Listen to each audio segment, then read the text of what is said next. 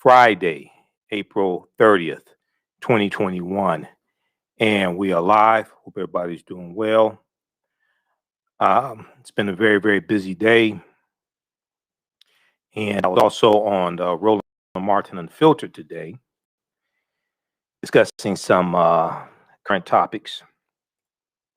And one of the topics that we discussed was out of Florida. Okay. I don't know if you heard about this, but this article, this information just came out. Well, this information came out on Thursday. But Florida passes a voting law that includes restrictions on vote by mail and drop boxes. Now, this is a new voting restriction law in Florida. Democratic State Representative Omari Hardy blasted the legislation as the revival of Jim Crow in Florida, as the revival in Jim Crow in Florida. And if you know anything about the history of Florida, you know that Florida was one of the few states where you would lose your voting rights for life if you were convicted of a felony. Okay, this is Florida. All right, so we're going to talk some about that. We discussed that on Roland Martin Unfiltered as well today. And then there was a story. There was a story that we did not get a chance to talk about that ties into our discussion dealing with African-American farmers. So, you know, we've talked about how the $1.9 trillion American Rescue Plan, how that included $10.4 billion to go to farmers, and $5 billion of that 10.4 was going to African American farmers. And that was addressing a history of discrimination when it came to the U.S. Department of Agriculture and loans being made to African American farmers. And you've heard Lindsey Graham, who has spoken negatively about the money that is in the bill going to African American farmers. But keep in mind, Lindsey Graham did not vote, well, no Republican in the Senate or the House of Representatives voted for the American Rescue Plan, not a single Republican. But Lindsey Graham has been blasting, Lindsey Graham of South Carolina, little spineless Lindsey Graham. He's been blasting the $5 billion that was set aside for African American farmers. He does not want to deal with the history of racism and discrimination the farmers have suffered. Okay, he doesn't want to deal with that at all. Well, now you have some white farmers who are suing, seeking government loan forgiveness. Okay, but they haven't dealt with a history of discrimination and racism from the U.S. Department of Agriculture and things like this. Okay, but you have now, if you go back and you listen to Senator Tim Scott, who's the junior senator from South Carolina. Okay, Lindsey Graham is the senior senator from South Carolina. Tim Scott is the junior senator from South Carolina. Okay, you know, he gave the rebuttal Wednesday night to Joe Biden's address to a joint session of Congress. All right, and people are talking about him saying, Tim Scott saying that America's not a racist country. Okay, now we dealt with this on Thursday's show. What they're not talking about is what he said right after that. Okay, this Tim Scott. Okay, right here. Now Tim Scott looks like he's related to Mushmouth from Fat Albert and the Cosby Kids. All right. Okay, so Google Mushmouth from Fat Albert and the Cosby Kids. All right, and look at Tim Scott. They look like their brothers. Okay, so you did this to yourself, Tim Scott. Don't get mad at me. You did this to yourself, player. So uh, I want you to hear an interview that John Boyd Jr. did talking about the discrimination that African American farmers have suffered. Now, there's 6,000 black farmers in South Carolina. Lindsey Graham is not doing anything for them. I don't think Tim Scott is doing anything for them either. Maybe he is. I don't know. Haven't heard anything about it. We know Tim Scott didn't vote for the $1.9 trillion American Rescue Plan that was that allocated $5 billion to African American farmers. We know he didn't vote for that, so I'm not sure what he's doing for them. But now you have white farmers who are suing. A group of Midwestern farmers, and we're going to pull this article up. This is from the Dispatch. Now, we had a good show today, Roland Martin Unfiltered. The panel was only on for an hour because Roland was on the Young Turks show. He was doing a simulcast with the Young Turks for the second hour. So we covered a lot of topics. This is one topic that I was hoping that we would cover because I've been talking about this a lot on this show because this really ties into history. And we did not get a chance to discuss it today, so we're going to discuss it here. Let me flip back over. Let me pull this up here. Where is that article? Right here. White farmers sue seeking government loan forgiveness. Now, what's interesting is when Lindsey Graham was going on his diatribe on Fox News, talking about how it's unfair that African American farmers were receiving his money, he didn't deal with the history of 100 years of discrimination against African American farmers and why they were receiving the money. He didn't want to talk about this. Well, Tim Scott, in his rebuttal on Wednesday, after he said America is not a racist country, he then said using discriminatory practices to address discrimination doesn't solve the problem, it's not fair, something like that. This is what he was talking about. He's talking about that money that African American farmers got because Lindsey Graham has been on cable news attacking that. This is something that Tim Scott is talking about. And now, keep in mind, Tim Scott has also said he's not voting for reparations in the U.S. Senate. Okay, Tim Scott is African American. In case you couldn't tell, maybe your color tube or something's wrong with your television. Tim Scott said he's not voting for reparations. A group of Midwestern farmers, we look at this article here from the Columbus Dispatch. A group of Midwestern farmers sued the federal government Thursday, alleging they cannot participate in a COVID-19 loan forgiveness program because they're white. The group of, now, did y'all hear about this? Okay. The group of plaintiffs includes farmers from Ohio, Wisconsin, Minnesota, and South Dakota. According to the lawsuit, the Biden administration's COVID-19 stimulus plan provides $4 billion to forgive loans for socially disadvantaged farmers and ranchers who are Black, American Indian, African American, American Indian, Hispanic, Alaskan Native, Asian American, or Pacific Islander.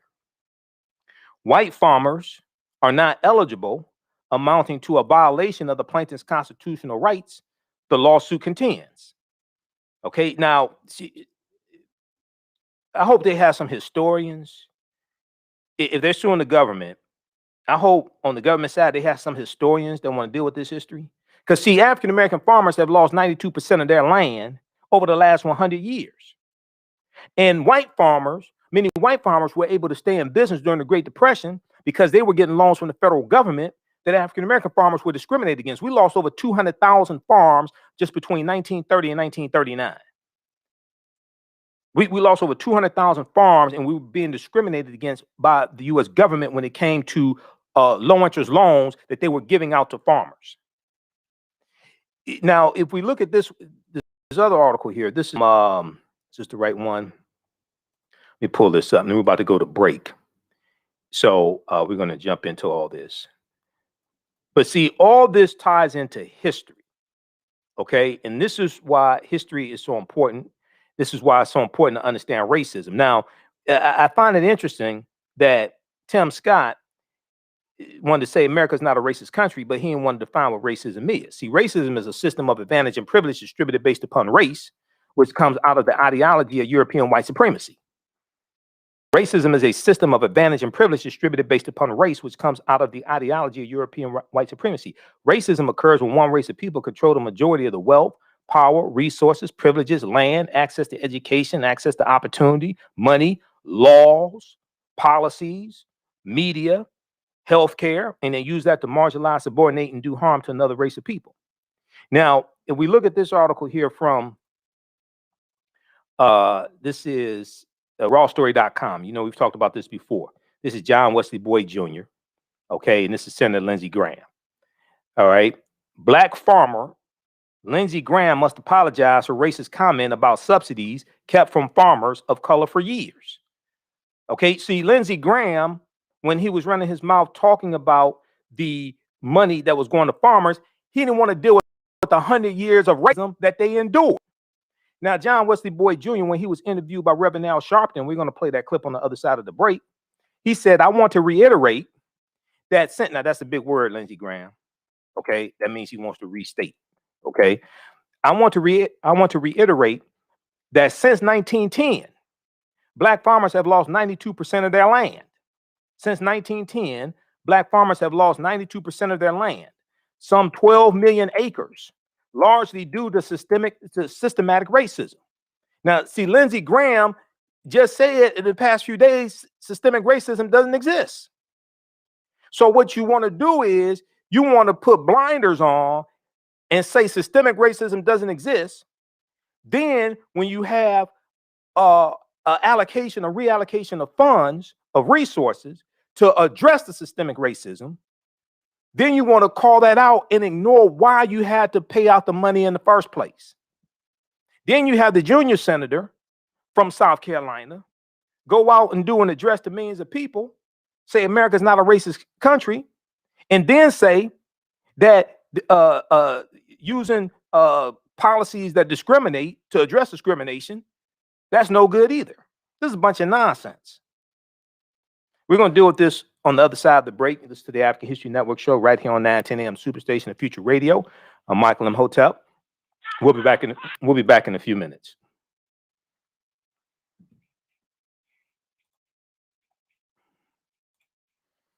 All right, stand by, everybody.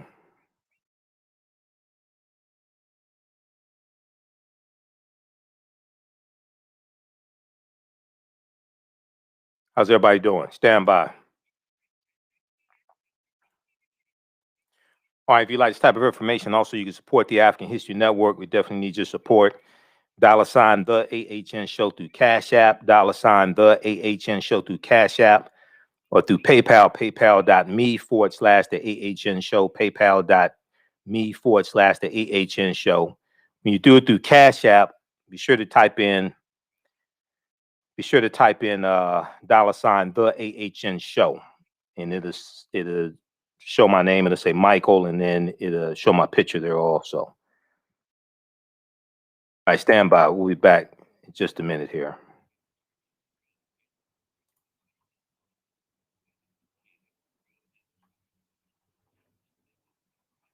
All right, back from break in 3 minutes.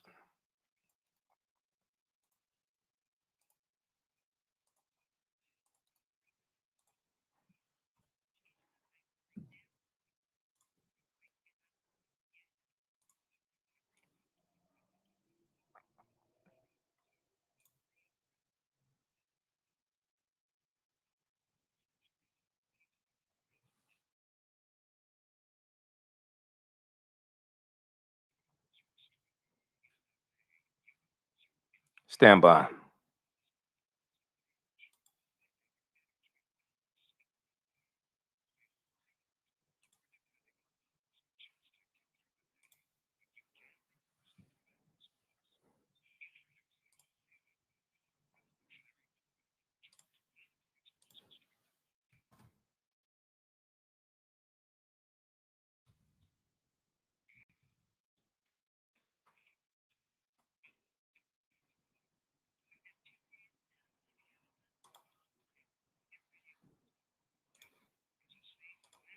Stand by. We're back from break in 2 minutes.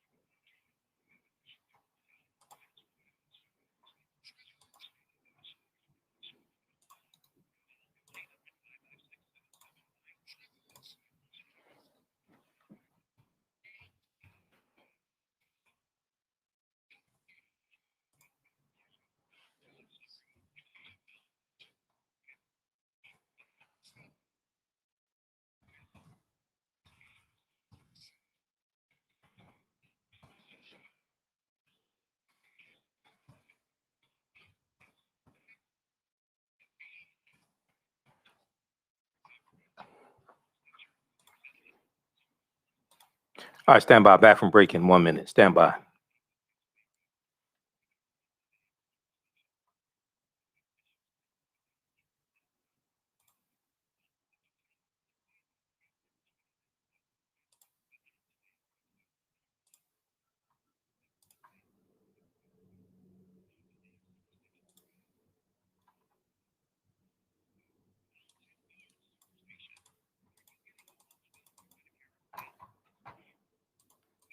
Stand by.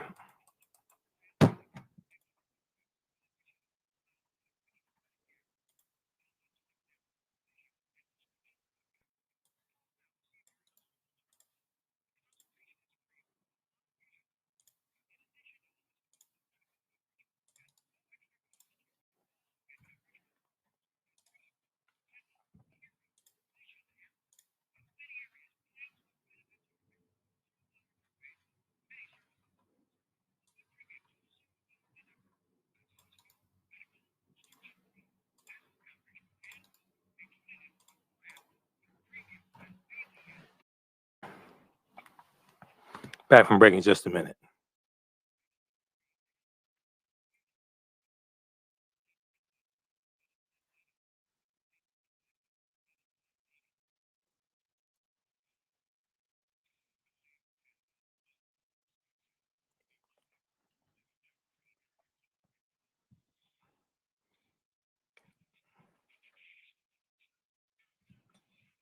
Welcome back to the African History Network show right here on 910 AM, the Superstation, the Future Radio. I'm your host, Brother Michael Imhotep. It is Friday, April 30th, 2021, and we are live. We're broadcasting on our Facebook fan page, The African History Network, The African History Network, and my YouTube channel, Michael Imhotep, IMHOTEP. So be sure to follow us there and share this broadcast on your social media platforms. All right, now I want to, before we go back to the story here dealing with white farmers sue the federal government seeking loan forgiveness. I want to remind you that my new online course, Ancient Kemet, the Moors, and the Maafa, Understanding the Transatlantic Slave Trade, what they didn't teach you in school, starts up Saturday, May 1st, 2021. It's an online course. It's a 9-week, 18-hour online course. We deal with thousands of years of history, and we deal with what led up to the transatlantic slave trade taking place. You can watch from around the world. I do it online. The classes, we do the classes live. You can ask questions during the class. Also, we have a live text chat, so I can't see you. You can see me. All the sessions are recorded. Okay. So you can go back and watch it over and over again. All the sessions are archived. You can go back and watch it over and over again, watch from around the world. You'll have access to the classes even after the course is over with. It's regularly $130. It's on sale $80. Ancient Kemet, the Moors, and the Maafa, Understanding the Transatlantic Slave Trade, where they didn't teach you in school. So we just posted the link here. Click on the link. You can register for the online course. As soon as you register, you can. I just had a class that ended last week. As soon as you register, you can watch the class. It just ended last week. All the sessions are there. Okay. I do a PowerPoint presentation. We have book references, articles, video clips, everything. And we deal with ancient Africa. We deal with ancient Egypt, Nubia, Ta-Nehisi. We deal with the 800-year occupation of Europe by the Africans known as the Moors. And we deal with what led up to the transatlantic slave trade taking place. Okay. All right. So, and then we also have the information on the homepage of our website, AfricanHistoryNetwork.com, AfricanHistoryNetwork.com. So as soon as you register, you can start watching the content. All right. So right before the break, we were talking about this story here, and we were supposed to talk. This was one of the topics we were going to talk about on Roland Martin Unfiltered, but we ran out of time and did not get a chance to discuss it. So we're going to talk about it here, and then we're going to go to. I want to go to the story dealing with Florida, okay? Because all this ties into politics. All this ties into racism. Racism is a system of advantage and privilege distributed based upon race, which comes out of the ideology of European white supremacy. All right, so all of this is connected. All right, and then also, Kevin, I got to send you this other clip here. Let me see, is this in here? Let me see, hold on. I have to send you this other article. I think it has one of these has the statement from one of these has the statement from Tim Scott. I gotta find that article again. It's from CNN, and because I want to hear Tim Scott's statements dealing with racism. All right, okay, because I find it interesting when you have somebody. Now, Tim Scott will speak out against police brutality, not as much as he should, but he will speak out that some because he's been on the Senate floor and talked about how he feels he was the victim of racial profiling sometimes when it comes to police stops. Okay, but on a lot of this stuff, he doesn't go far enough. All right, I'm gonna send you this. I got to send you this other article here, Kevin, and it has the clip in it. It's right at the top. Has the clip in it. This is from CNN. All right, so I'm gonna send this to you now. All right, so let's look at this article here from the Columbus Dispatch. Let's go back to this one from the Columbus Dispatch, dealing with the white farmers suing the federal government. White farmers sue government seeking loan forgiveness. Okay, so a group of Midwestern farmers sued the federal government Thursday, alleging that they cannot participate in a COVID-19 loan forgiveness program because they're white. Now, the group of plaintiffs includes farmers from Ohio, Wisconsin, Minnesota, South Dakota. According to the lawsuit, the Biden administration COVID-19 stimulus plan provides $14 billion to forgive loans for socially disadvantaged farmers and ranchers who are African American, American Indian, Hispanic, Alaskan Native, Asian American, or Pacific Islander. White farmers are not eligible, amounting to a violation of the plaintiff's constitutional rights, the lawsuit contends. Okay, now the lawsuit says, quote, were plaintiffs eligible for the loan forgiveness benefit, they would have the opportunity to make additional investments in their property, expand their farms, purchase equipment and supplies, and otherwise support their families and local communities, the lawsuit said. Because plaintiffs are ineligible to even apply for the program solely due to their race, they have been denied the equal protection of the law and therefore suffered harm. Wow, that sounds like the history of African people in this country. That's not, see, once again, they don't want to deal with the 100 years of racism and discrimination that Black farmers have suffered through. The U.S. Department of Agriculture issued a statement saying it was reviewing the lawsuit with the U.S. Department of Justice, but the U.S. Department of Agriculture plans to continue to offer loan forgiveness to socially disadvantaged farmers. Now, attorneys for the conservative Wisconsin Institute for Law and Liberty filed the action on the white farmers' behalf in federal court in Green Bay. The filing seeks a court order prohibiting the USDA from applying racial classifications when determining eligibility for loan modifications and payments under the stimulus plan.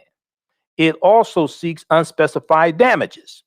Now, minority farmers, their word, not mine, minority farmers have maintained for decades that they have been unfairly denied farm loans and other government assistance.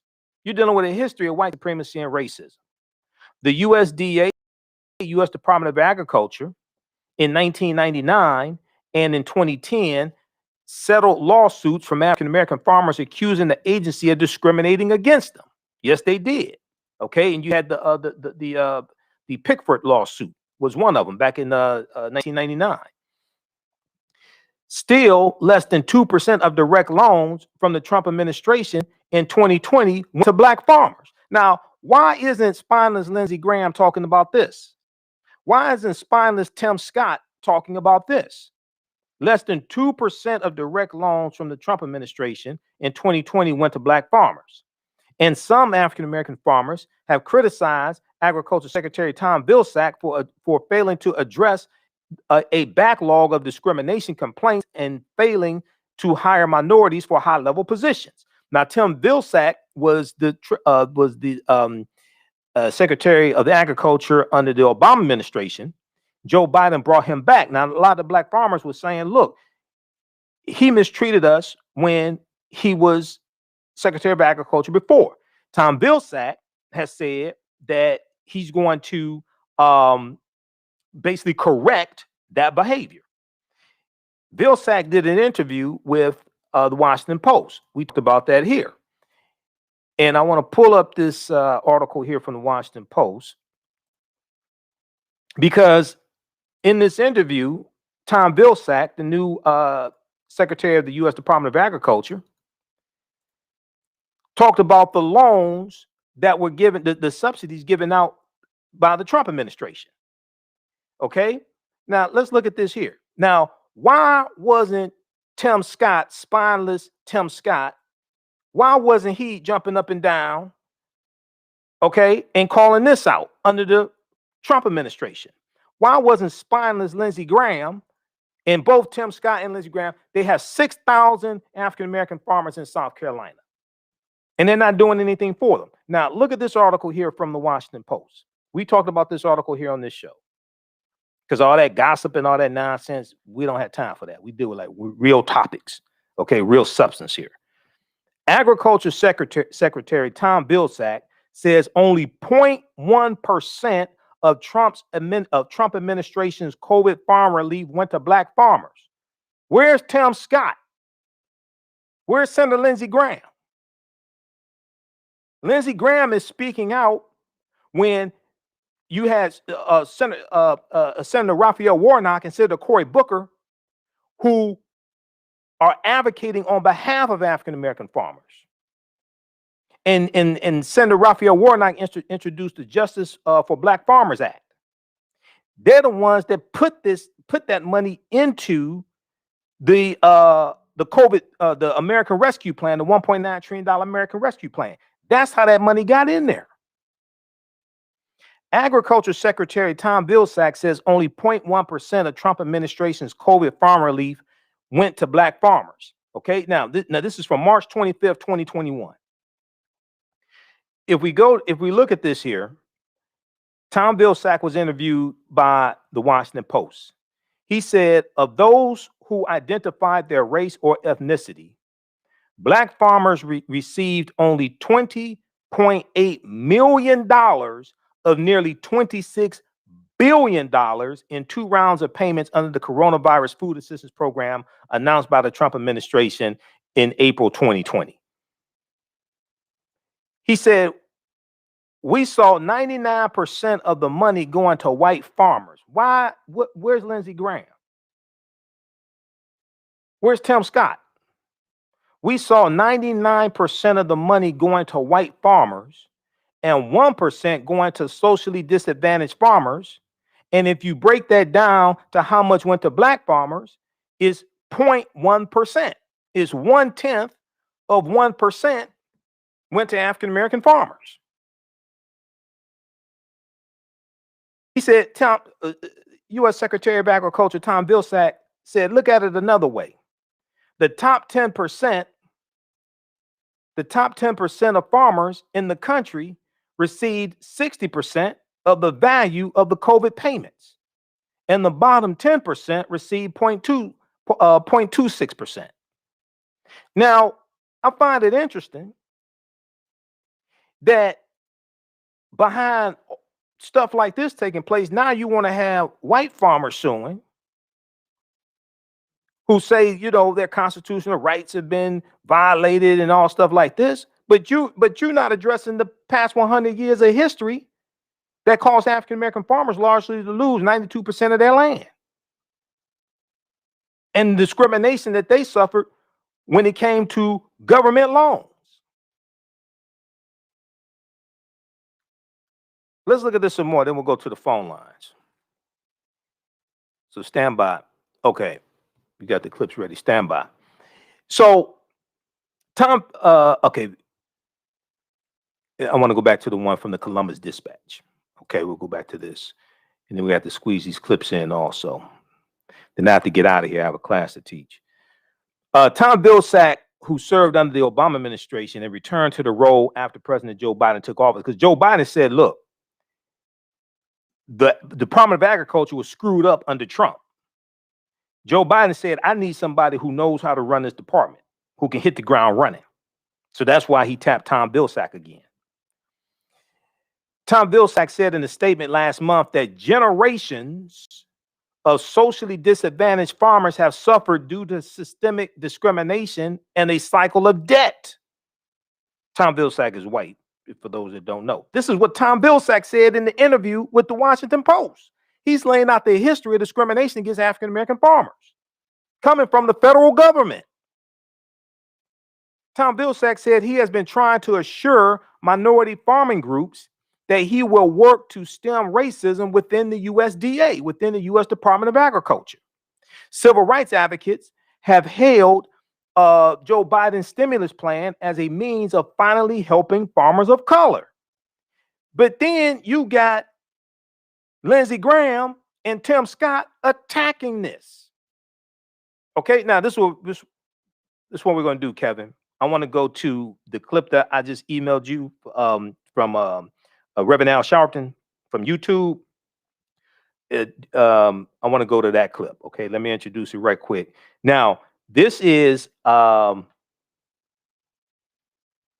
Al Sharpton back in March, right around March 14th. He interviewed John Wesley Boyd Jr. John Wesley Boyd Jr. is the president of the Black Farmers Union. Okay, John Wesley Boyd Jr., rightfully so, called out Lindsey Graham for attacking the $5 billion in the $1.9 trillion American Rescue Plan that's going to African-American farmers. All right. Okay, let's go to this clip, Kevin. President's newly passed COVID relief package aims to correcting a historic wrong, allocating $5 billion with a B dollars in aid to the nation's black farmers, who have seen nearly all of their farmland lost over the last century, having been largely shut out of federal programs that benefited their white peers. But rather than view their aid as helping a historically disenfranchised group, Republicans have, of course, called it racist and tagged it with that other R word, reparations. Joining me now, John Boyd Jr., founder and president of the National Black Farmers Association. Mr. Boyd, as you just read from my intro, I want to reiterate that since 1910, black farmers have lost 90% of their land, some 12 million acres, largely due to systematic racism. For our viewers, what does that discrimination look like? Specifically where banking and access to federal aid are concerned. You and I have talked about this for years. You've been on the forefront of it.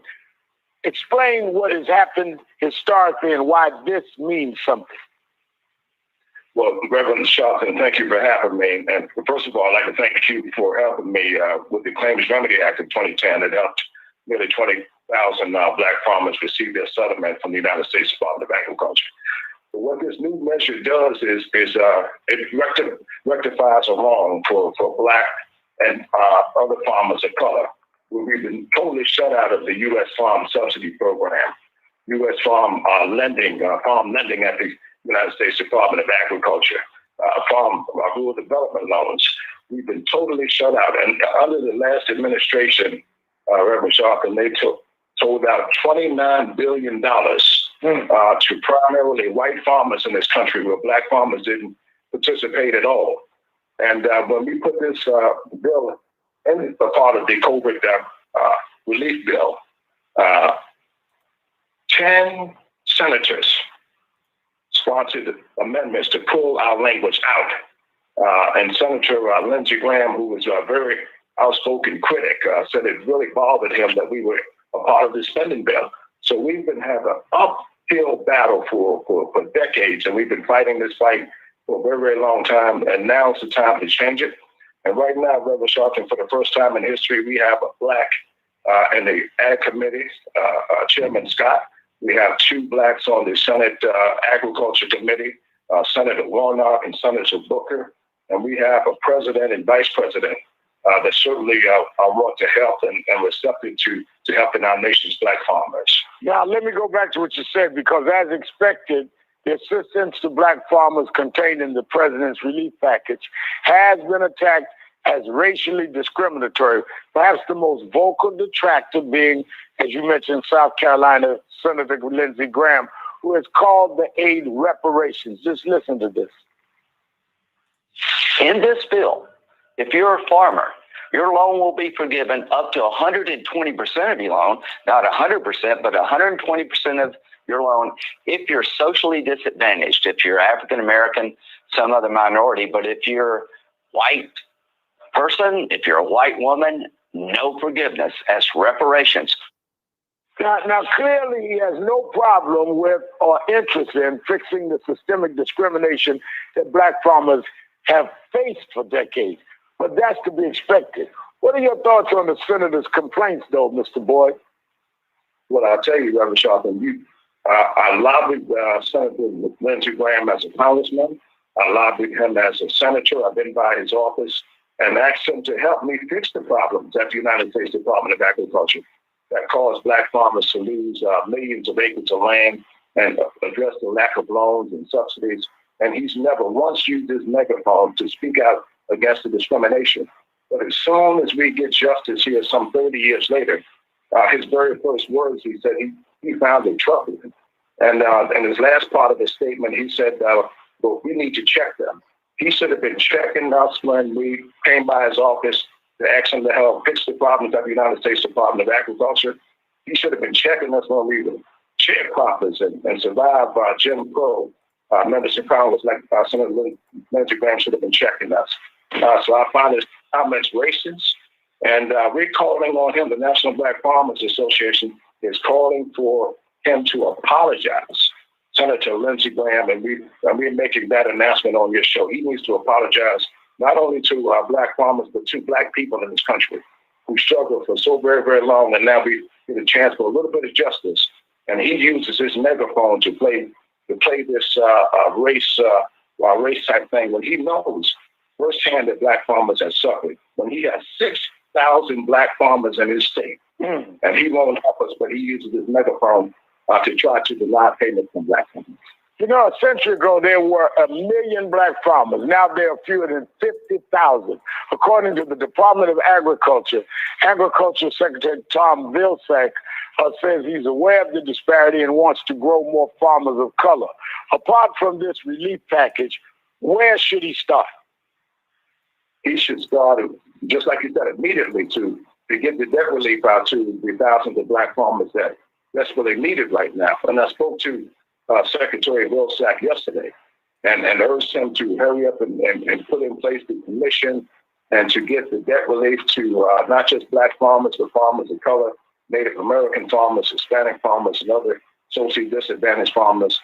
He can't be the same Secretary Vilsack he was under the Obama years. He's going to have to take a more aggressive approach to help fix our culture, the discriminating culture, Reverend Sharpton, because nobody has been fired for the act of discrimination, for discriminating against me and thousands of other black farmers. Yeah. The only black I know that was fired was Shirley Sherrod. She was fired the next day.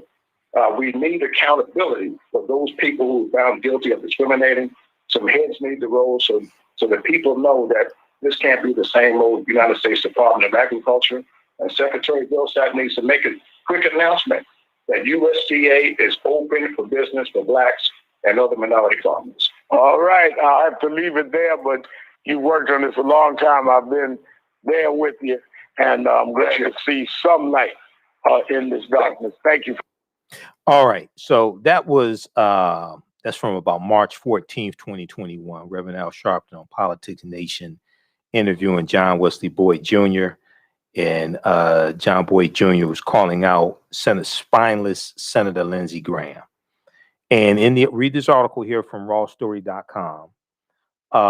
Name of this article, Black Farmer Lindsey Graham must apologize for racist comment about subsidies kept from farmers of color for years.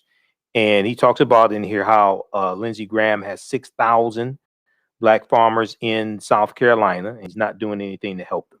Okay, very quickly here. Let's go quickly here to the phone lines. We have, let's see who we have here. We have William. Hey, William, thanks for holding. Welcome to the African History Network show. Tell us where you're calling from, William. Calling from West Williamson. That was a good summary and good history. And I just want to say that that just goes to put it pointedly. Anytime it appears that blacks are going to receive any kind of monetary benefits, they change the rules. Well, and not only that, man, not only that, you look at what happened after the 2020 presidential election. Now Republicans are trying to push through 361 voter restriction bills in 47 state legislatures. They're trying to change a lot of the laws they put in place for themselves. When we learned the law and started using it and winning, now they want to change the rules, like in Georgia. Of bankruptcy, but I just want to say that the infrastructure plan and the families plan is good fiscal policy, the best fiscal policy we've had since President Lyndon Baines Johnson. And the only thing I'm concerned about is that I hope that the GAO, Government Accountability Office, has a continuous on-site review of the dollars, because a lot of those dollars are going to go directly to local authorities. Okay, right. Yeah. They're going to bypass the state, and I don't want the Republicans down the line to say, well, see, they put all that money out there, and there was no accountability. Right. Well, you know, that reminds me of the stimulus plan under President Obama, and the money went to the state. And then what you had was you had some Republican governors that instead of sending the money like to down to like cities, some of that money they kept and balanced the budget, the state budget with it, and then ran for re-election on the platform of being able to balance the budget, but they were against the stimulus plan. See, that's the same thing they did with when they passed the lotto. They said the money is going to the schools. And after they passed the lotto, they said, well, the money's going to go to the general fund, then we'll allocate the dollars to the schools. Right. Follow the money. And all the money didn't Right. Follow the money. Okay. All right, William. Thanks for calling. Keep listening. Okay. All right, thanks a lot. All right. But see, back under President Obama, when they had the stimulus bill back like 2009, 2010, you had many Republicans that were against it. You had Republican governors who were against it. But they took some of that money to balance the state budget, then ran for re-election as governor partly on the platform that they balanced the budget. And they're so fiscally responsible and things like this. But you were against the stimulus bill. Okay. So check out this article here. We may talk about this some more on Sunday's show. I want to squeeze in this quickly. We're going to go to the clip from Roland Martin, Kevin.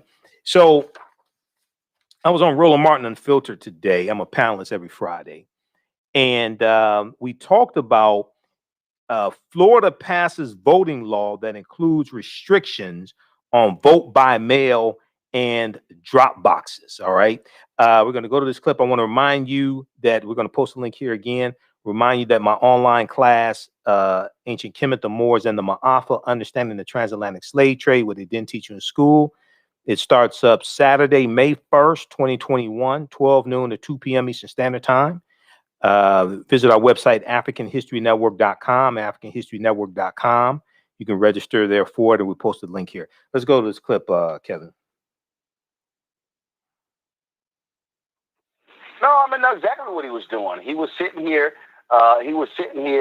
Kissing the butt of Donald Trump. That's exactly what he was doing, because it's all about pleasing the white Republicans in South Carolina, trying to curry favor with them. In fact, if you want to understand why he did it, all you got to do is understand how he was sitting here just talking about how, Donald Trump called him and praised him. This, of course, is Sir Tim Scott on Sean Hannity's show. This is why, Teresa, Senator Tim Scott said what he said and did not condemn the Georgia voter bill. And what did Donald Trump say to you today? Number one, I'll start with good news and go to bad news. Good news is President Trump called me to tell me that he thought I did a spectacular job. President Trump, he's effusive in his phrase at times, and he said it was fantastic. It was spectacular. He really enjoyed listening to it. I'm glad that he listened to it, period.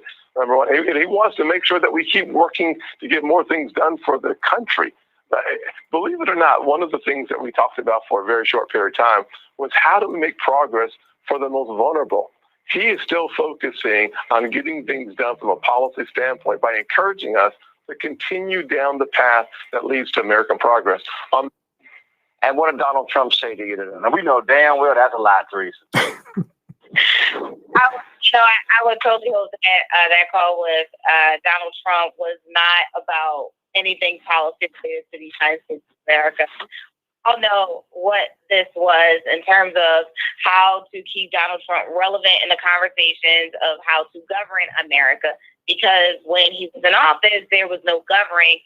There was a lot of appeal where people scratched each other's backs and decided, when they lost the election, that they would try to put out additional policies and lawsuits and cover some of the things that they were doing inside of the office. So to see Senator Ted Scott, and really is almost like the poster child for the Republican Party, as they are, of course, I'm hearing that they're running him for president. It's not going to work. And I think people are really starting to really understand why Senator Tim Scott is there. But also, why we're going to pause it right there. We're out of time here on 910 AM, the Superstation WFDF. Those watching us on our Facebook fan page, the African History Network, and my YouTube channel, Michael Imhotep. Keep watching. We're going to keep broadcasting for a few more minutes. Right now, it's corrects wrong behavior. It's not over till we win. We'll talk to you Sunday night. Peace. All right, stand by, everybody. We're going to keep going here. How's everybody doing? If you like this type of information, also, you can support the African History Network, $ the AHN Show through Cash App, $ the AHN Show through Cash App, then also through PayPal, paypal.me/the AHN Show, paypal.me/the AHN Show. We're going to go to this clip here. Let me cue this up just a second. So you heard that segment of you heard that segment of Tim Scott on Sean Hannity's show. Let's go to this clip here. Believe it or not, one of the things that we talked about for a very short period of time was how do we make progress for the most vulnerable? He is still focusing on getting things done from a policy standpoint by encouraging us to continue down the path that leads to American progress. And what did Donald Trump say to you today? Now, we know damn well that's a lie, Teresa. I would totally hope that that call with Donald Trump was not about anything policy related to the United States of America. I'll know what this was in terms of how to keep Donald Trump relevant in the conversations of how to govern America. Because when he was in office, there was no governing. There was a lot of appeal where people scratched each other's backs and decided, when they lost the election, that they would try to put out additional policies and lawsuits and cover some of the things that they were doing inside of the office. So to see Senator Ted Scott, and really is almost like the poster child for the Republican Party, as they are, of course, I'm hearing that they're running him for president. It's not going to work. And I think people are really starting to really understand why Senator Tim Scott is there, but also why they're trying to rebuild almost, the Republican Party to some of these interesting ways that some Republicans are just not used to. So here, Ron Brownstein tweeted this out, Michael, and I think this really, I believe, explains exactly why Republicans are doing what they are doing. Let me pull this tweet up. I think it's important. This is what, let me zoom this in right here. This is what he said. Overlooked, even with huge increase in turnout last November, showing again Trump's appeal for them. Non-college whites fall below 40% of actual 2020 voters in new U.S. Census data for the first time, per William Fry of the Brookings Metro. He then said, even Trump's pull can't change the long-term arc. Since 2008, non-college whites have fallen from 51 to 41% of eligible voters and from 48 to 39% of actual. College plus whites have grown from 20 to 25.5% of early voters, 28% to 31% of actual voters. People of color up from 27 to 33% of eligible, 24 to 29% of voters. That right there is why Republicans are doing what they're doing, Michael, because they live off of those non-college whites. That number is dramatically falling. Other numbers are going up, benefiting Democrats. Yeah, Roland, this all ties into the fear of the browning of America. This ties into also the white people having a negative birth rate in 26 states out of 50, as the U.S. Census Bureau announced in June 2018. And they're looking at the trajectory for the next 20, 30 years. They see they're declining in population, so they want to make it harder for people to vote. They want to suppress the votes as well. And, you would expect something like this from Florida, because, see, when you talked about, when we look at felony disenfranchisement, Florida was one of the few states where you lost your right to vote if you had a felony for life. Okay. And, the work that Brother Desmond Meade has been doing down in Florida, and you've been covering that, has been fighting against this. But, this is all part of this plan, this part of this backlash from the 2022 presidential election that was consequential. And African Americans and Hispanics and others realized the power of the vote, and they realized that Trump had to be stopped. So, they always come with this backlash in the courts and the state legislatures. Okay, it's just like 2013, Shelby County versus Holder, U.S. Supreme Court case. backlash to 2012 presidential election where President Barack Obama won a second term. That's what we're dealing with here. So we have to fight against this, and we have to keep up the pressure on the corporations to put pressure on the state legislatures as well. The work that Latasha Brown and others are doing, we have to keep this up, brother. But this is all-out war. We're going to have to engage in economic guerrilla warfare, as I've been saying. Well, it's no doubt. And again, you're going to see more of this, Jason. You have folks like Mark Elias, largest committee for civil rights under law, NAACP, Legal Defense and Education Fund, and others saying we're going to battle this out in the courts, which is why it was so important, which is why Republicans held up more than 100 seats under President Obama and then gave the opportunity for Donald Trump, him appointing all those federal judges, more than 280. This is why, because they want them ruling in their favor once the lawsuits are filed. Absolutely. You know, the judicial system is a backstop for everything. And so they knew, you know, it's not just the Supreme Court, it's district judges, all of that. They knew that a lot of their policies and ideas are going to go before judges. It's funny, though, with Donald Trump, when he was president, he couldn't even win in front of his own judges because a lot of times, you know, it was just no merit. There was no merit to a lot of their legal claims and lawsuits. And they would go in front of courts and lose in front of people that they put up there because they couldn't even fake it. And we saw that with the last election. I agree with the last brother. You know, these changing demographics scare them. This is why a friend of ours, a mutual friend, Roland, he shall remain nameless, is talking about, you know, replacement and bringing this replacement theory out there. Oh, I'm sorry. You mean the white supremacist Tucker Carlson? You know, I'm not going to say anybody. I will. White supremacist Tucker Carlson is leading the white nationalist network, Fox News, which is why that's right. So they called Jason. They ain't going to call me, but I'm going to go ahead and call either. Oh, they go. I criticized Tim Scott and it went crazy. They're not going to call me anymore. Go ahead. But look, I'm glad to be here on Black-owned media on Roland Martin Unfiltered. But yeah, I mean, that whole thing, this fear of being replaced, or this fear, and we heard that in Charlottesville, that's going to continue to drive even some of the policy that they have before them.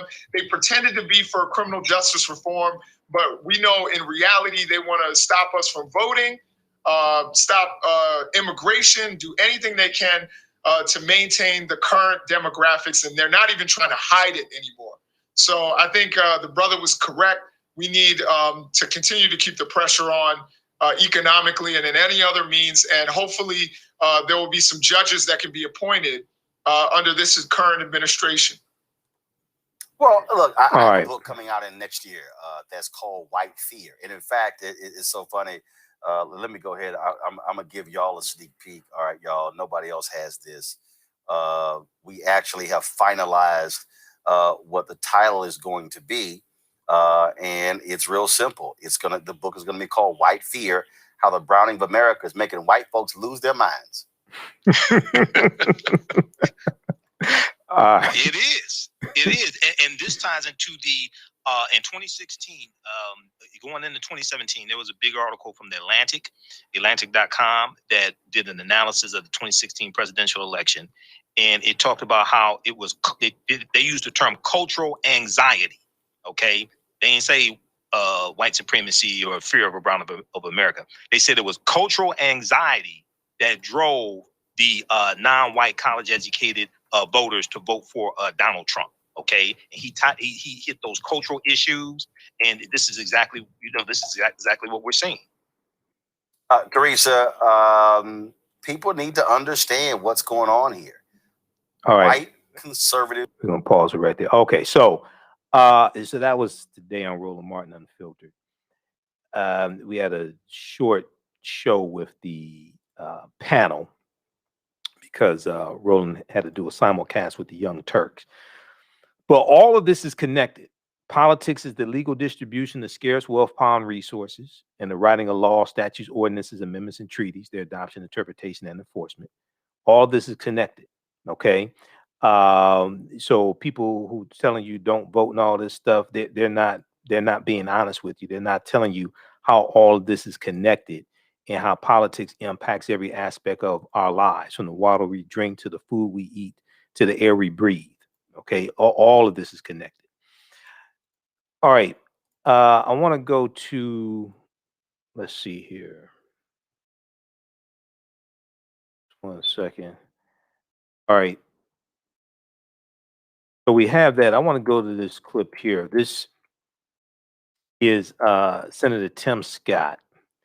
I want to revisit his comments briefly from Wednesday night.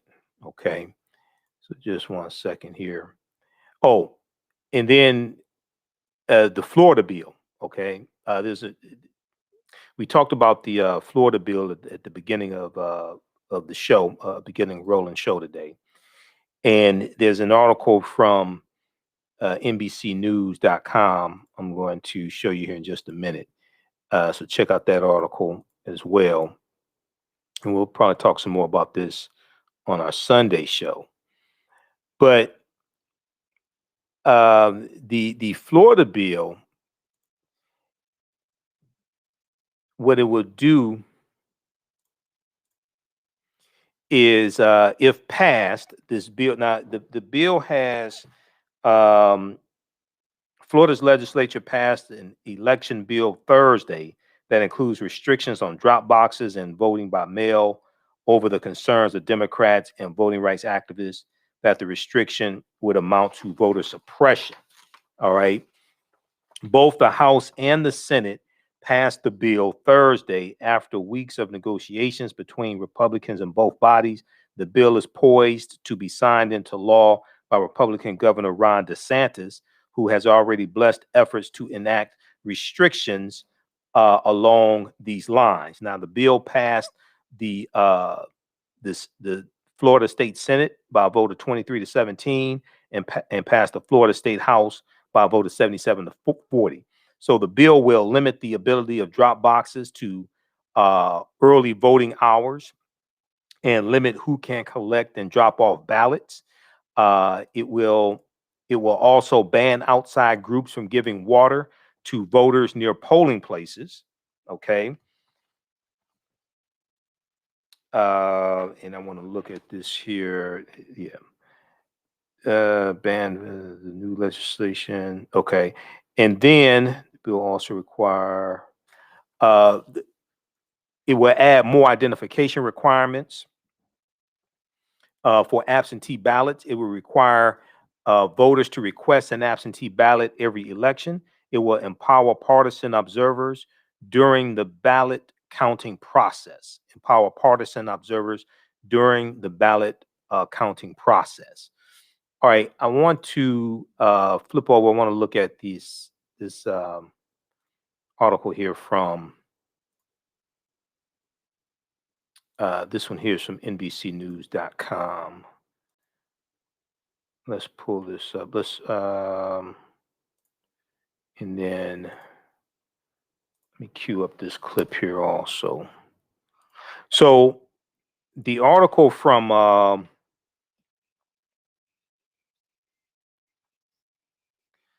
where is this one here? Okay. The article from NBC News, Florida passes voting law that includes restrictions on vote by mail and drop boxes. Okay. Now, back in 2018, you remember Andrew Gillum, who was the mayor of Tallahassee, Florida. Andrew Gillum ran for governor. Okay. And Andrew Gillum lost by I can't remember whether it's 50,000 votes or something like that. Okay.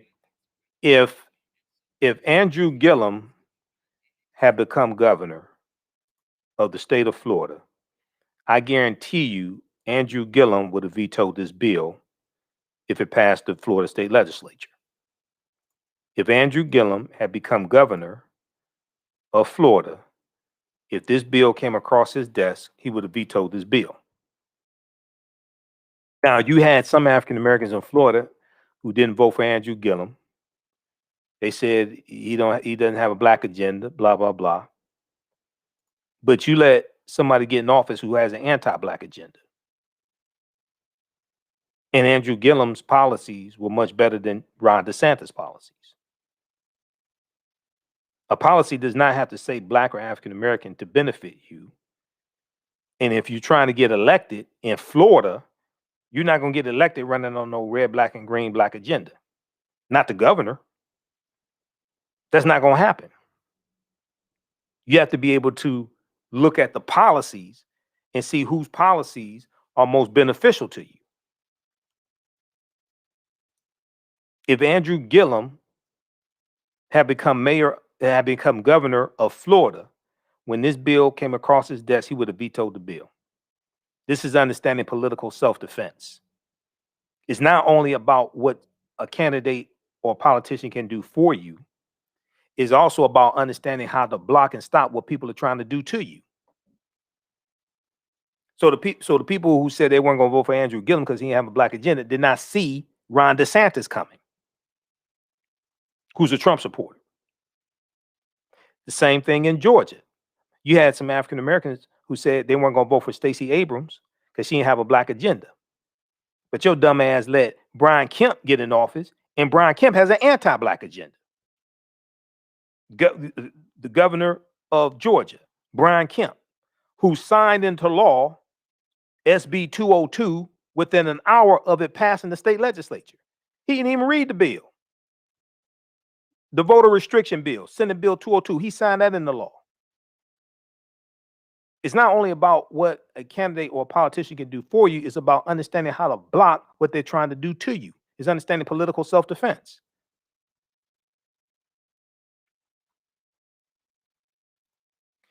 All right, let's look at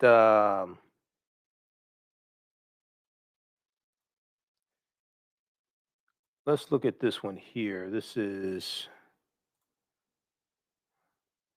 from NBC News.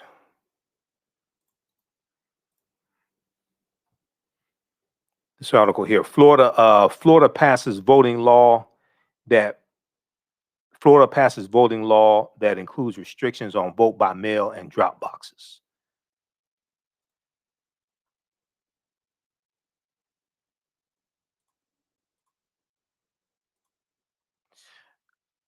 Okay, very quickly. So Florida's legislature passed an election bill Thursday that includes restrictions on drop boxes and voting by mail over the concerns of Democrats and voting rights activists that the restrictions would amount to voter suppression. That say the restrictions would amount to voter suppression.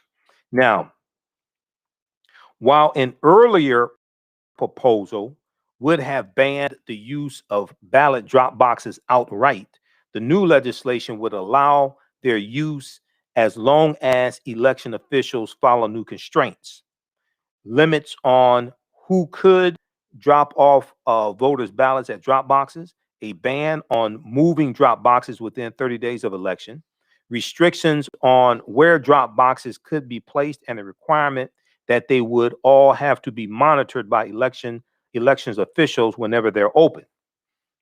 Now, the bill would also require voters to request to vote by mail more regularly, prohibit election officials from using private money to help pay for election administration, restrict third-party voter registration organizations, add new powers for partisan election observers, and give Governor Ron DeSantis the leeway to appoint replacements to fill certain local political positions vacated by people running for higher office.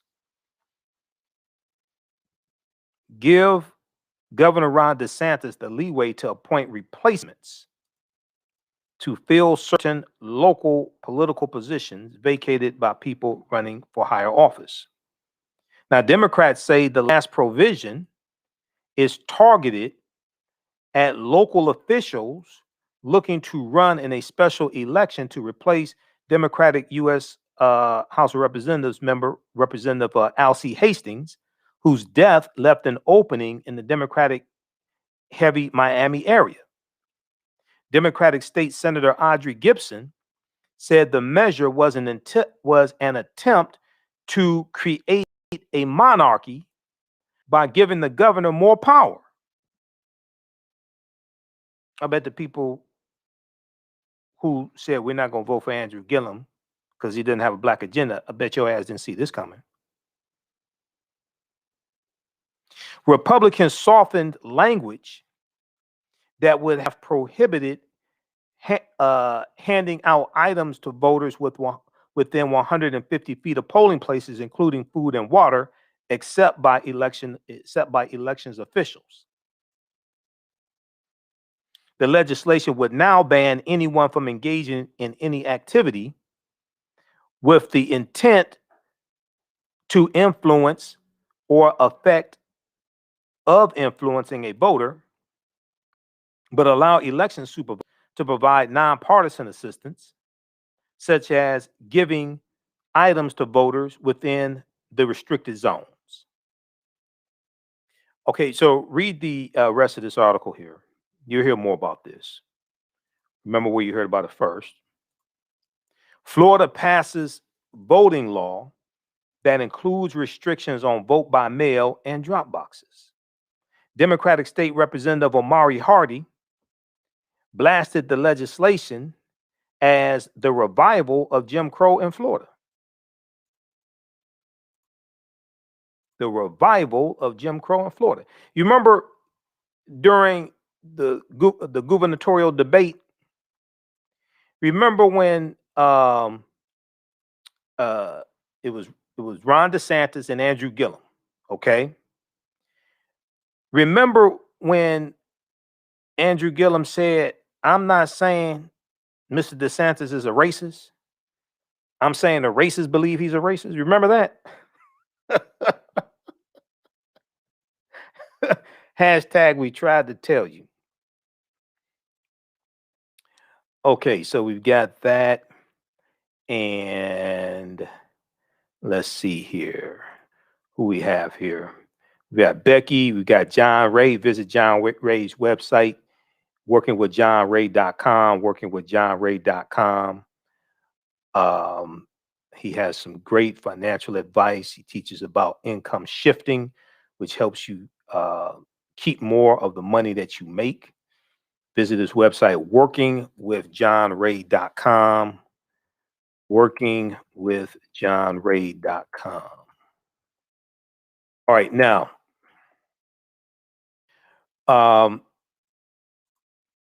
let's see here. Okay, we got the, I want to play this clip of Tim Scott. Now that we put all this in perspective, right?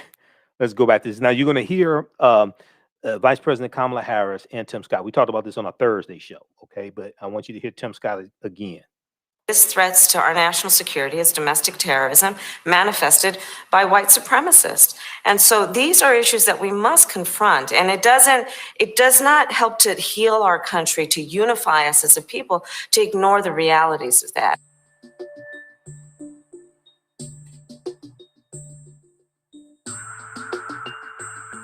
I don't think America is a racist country, but we also do have to speak truth about the history of racism in our country and its existence today.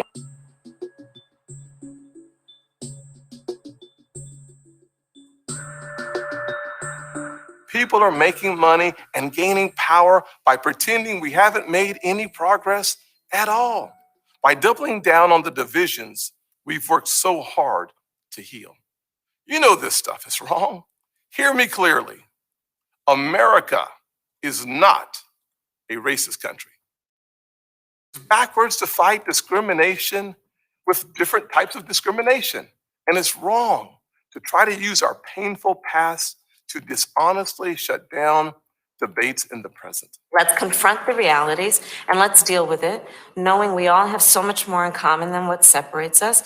And the idea is that we want to unify the country, but not without speaking truth and requiring accountability as appropriate. So, because when you go we went in depth into this on our Thursday show, and we compared the statements of Tim Scott, who didn't want to deal with systemic racism and talk about that, and Vice President Kamala Harris, who said we have to be honest about racism and deal with systemic racism. We went through her statements and compared those to Tim Scott's. She wants to talk about systemic racism and deal with it. He just said, I want you to listen to this, because this what he just said ties into Lindsey Graham attacking the $5 billion in the American Rescue Plan for Black farmers. Okay, he just said that you can't use discriminatory policies to address discrimination in the present. Let's confront the To dishonest with different types of discrimination. Let's look at this. You know this stuff is wrong. Hear me clearly. America is not a racist country. It's backwards to fight discrimination with different types of discrimination. And it's wrong to try to use our painful past to dishonestly shut down debates in the present. It's backwards to fight discrimination Let's confront with another form of discrimination. It's backwards to fight discrimination with different types of discrimination. It's backwards to fight discrimination with different types of discrimination. Joe Biden signed the American Rescue Plan into law that allocated $5 billion to the black farmers, including black farmers in South Carolina, where Senator Tim Scott and Senator Lindsey Graham are. But they're not dealing with policies to address the issues and concerns of African American farmers. In this history, they see. So Lindsey Graham wants to attack them getting the money, but he don't want to be honest about why they had to have the money. The past 100 years of discrimination and racism against African American farmers. This is the game they're running. Okay. So we got that. And then we'll post this here. Okay, Cash App and PayPal. $ the AHN show through Cash App and through PayPal, paypal.me/the AHN show. All right, I'm going to post this link here. There was this article we talked about this Thursday. This is from CNN, and it has the clip of Senator Tim Scott and Vice President Kamala Harris. Biden and Harris respond to Tim Scott's claim that U.S. is not racist, stressing racism must not be ignored. Also, Tim Scott did not call out white domestic terrorism, because Kamala Harris called it out, and she said that's one of the biggest threats to America, white domestic terrorism. So in this article, it shows her comments from the interview on Good Morning America. And they're very different than Tim Scott. Then you have to have policies put in place to address the history. You have to have policies in place to address the history.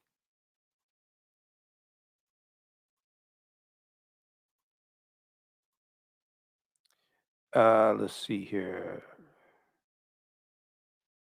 Okay, so check that out as well. You can read that.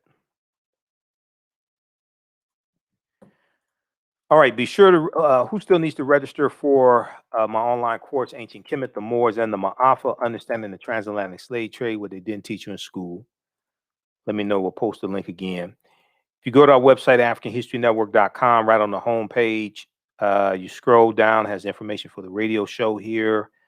You can click the link to listen to the audio podcast of the shows. Click here to read articles I've written. Has information here for the online course. Starts up Saturday, May 1st, 2021. It's 12 noon to 2 p.m. Eastern Standard Time. So we do the class live, because a lot of people kept asking me about that. What if I missed the class? We do the class live. We record all of the classes. All the classes are automatically recorded. They're automatically archived. So you can go back and watch them over and over again, even if you missed the class. You'll still have access to the class once the whole course is over with also. Click right here to enroll.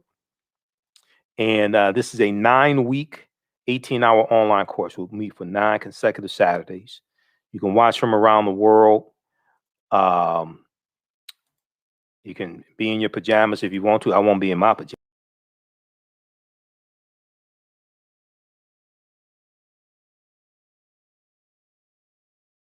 You can watch from around the world. You can be in your pajamas if you want to. I won't be in my pajamas, okay? Because you'll be able to see me. I won't be able to see you, okay? So, but I do a PowerPoint presentation. We have book articles. We have articles, book references, video clips, everything. We do thousands of years of history and what led up to the transatlantic slave trade taking place. So when we deal with the transatlantic slave trade, we can't start talking about it in 1441 with the Portuguese going into Mauritania. We can't start in 1619 in Virginia. We have to deal with thousands of years of history that led up to the transatlantic slave trade taking place. And we also have to deal with the fact that African people are the original people of North, Central, and South America. And we've been in this land that we call the United States of America going back at least 51,700 years. Okay, at least 51,700 years. We look at this book here from Dr. David Imhotep. The first Americans were Africans, documented evidence. The first Americans were Africans, documented evidence. So this is one of the books I use in the class. Now, you don't have to buy any of these books to follow along in class, okay? You don't have to buy any of these books to follow along in class. You'll be able to follow along even if you don't have the book. All right. If you want to buy it for your library and everything, that's fine. Okay. But you don't have to feel obligated to buy any of the books to follow along in class. All right. Now,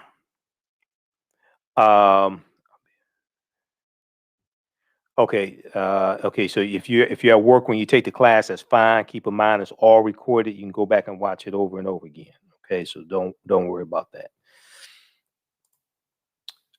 Let's see here. What was I gonna do? Let me see. We have this clip.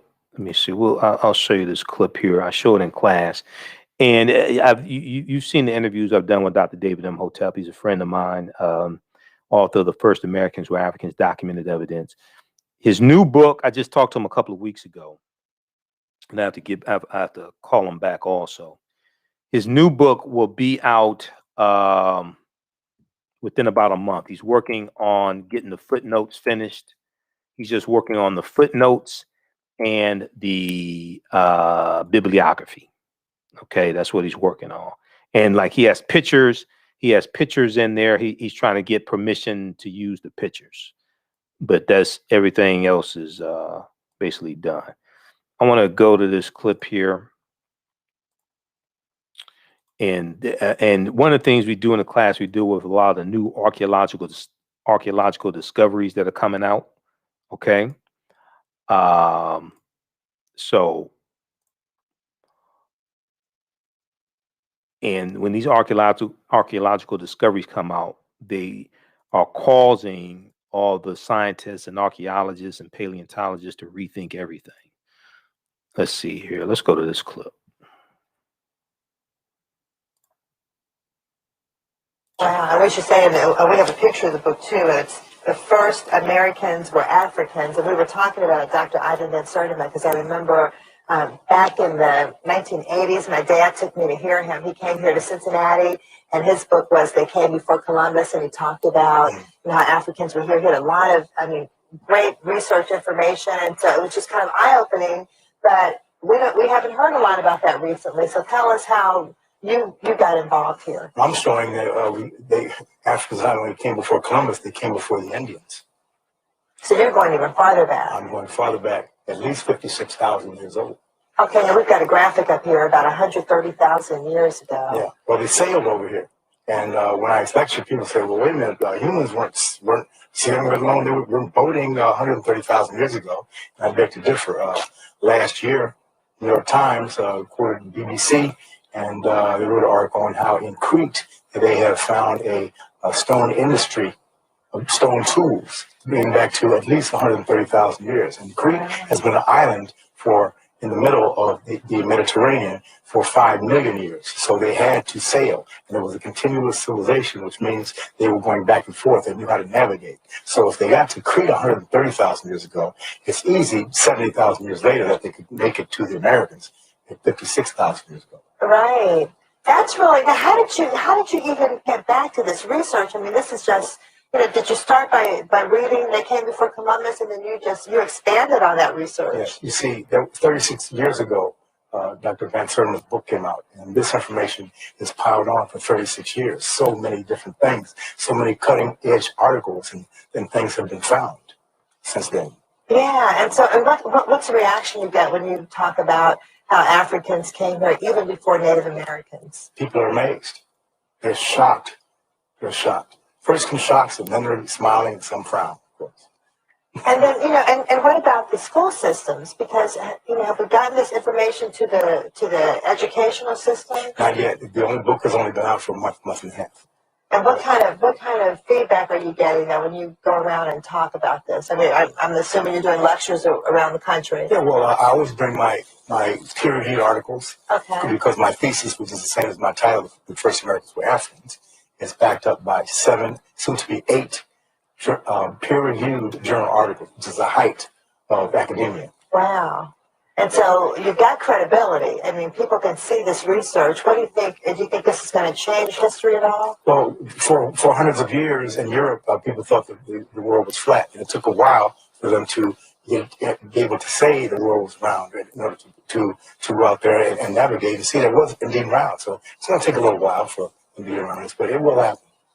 And so what part of Africa were the Africans from who came to Brazil? Well, the DNA, the Genome Project found that the earliest ones, the ones that they found in Tierra del Fuego, the very tip of South America, in 1874, 1876, were the short Africans, the Khoisan, who spoke clicks like that. The gods must be crazy to this.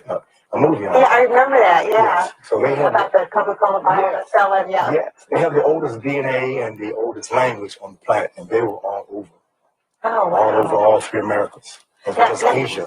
Well, have they done any DNA tests in Brazil to see that? Yes, they have. The Genome Project went all around the world. There were 100,000 people participating. Wow. Taking DNA swabs. And so first we know that it's possible to get over here by canoe, and second of all, the DNA from that group of Africans is in Brazil. The most important thing, not to forget, to ask me, well, I will tell you that, where do the Native Americans come from? Well, we've always been taught that they came across the Bering Straits from Asia. This is true, but they did not come until 3000 BC. There is no evidence of them coming before 3000 BC. So for 53,000 years, there were nothing but Africans in North, Central, and South America. Wow. When they come over 3000 BC, those two groups, the Africans and the Mongolians, get together, Asians, get together, and their children are the Native Americans. Wow. This is why the Native Americans do not look Chinese. They are a little different than Chinese. Right. Oh, that's, what, I mean, we need to learn. It makes a lot of sense, yeah. Dr. Imhotep, and we need to learn our history. Wow, I wish you saying we have a picture of the book too. It's so first Americans that was Africans, and we were talking about Dr. Ivan Sertiman. That's a clip from back in I think it was 2011. Back in 2011 on WKRP in Cincinnati, Channel 5, they did an interview with Dr. David Imhotep about his book, The First Americans Were Africans, Documented Evidence. So that's an excerpt of that interview. Let me see something here.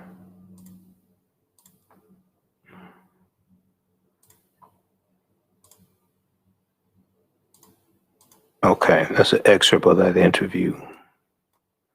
I'm going to show you the slide here. The picture of the woman and the baby, that's a picture of a Khoisan woman. And the Khoisan have the oldest DNA on the planet. They come from Southern Africa. They're the ancestors to the Ainu and the Twa. They go all around the world. Okay. So let's look at this here. I just want to show you this quickly. And I have to get out of here. Here's some of the things that we deal with in the 9-week online course. It's going to meet each Saturday. The course that just ended, I was doing that on Tuesdays, but it's tough doing it on Tuesdays because I have to turn around and do my show. I was doing the class 8 p.m. to 10 p.m. on Tuesdays, and my radio show at 11 p.m. And that was tough. But Saturday's the only day I don't do radio, so this works out better to do it on Saturday. Okay, so we do a what was the transatlantic slave trade? What were some of the events that led up to the transatlantic slave trade starting?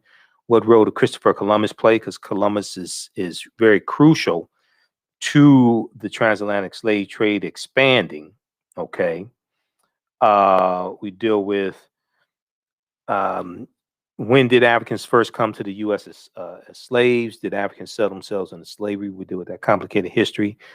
Were African people in America before the slave trade? Yeah, we've been in this land going back at least 51,700 years ago. And there's new evidence that pushes that back even farther. The 800-year occupation of Europe by the Africans known as the Moors. Shocking archaeological discoveries that are causing experts to rethink everything. Like the lost city of Egypt that was just found that dates back 3,000 years ago. That was just found in the last few weeks. Okay, that was just discovered in the last few weeks. We talk about insurance companies that took out policies on slave ships and enslaved Africans on the plantations. We deal with also the great West African kingdoms, Ghana, Songhai, and Mali. We talk about Freemasonry, America, and the Founding Fathers, the origins of the term America and Africa, and a lot more as well. Okay. Asar, Aset, and Heru, and the origins of the Immaculate Conception story. Links to ancient Kemet in early Christianity, in the fake Willie Lynch letter of 1712, because Willie Lynch never historically existed. The letter's been proven to be a fraud. So these are just a few of the things that we deal with in the online class, okay? All right, so you can register for that. We have to get out of here. Remember, at the African History Network, we focus on educating, empowering, and inspiring people of African descent throughout the diaspora and around the world, because right now it's correct your own behavior. It's not over till we win. Wakanda forever. And we'll talk to you next time. Peace.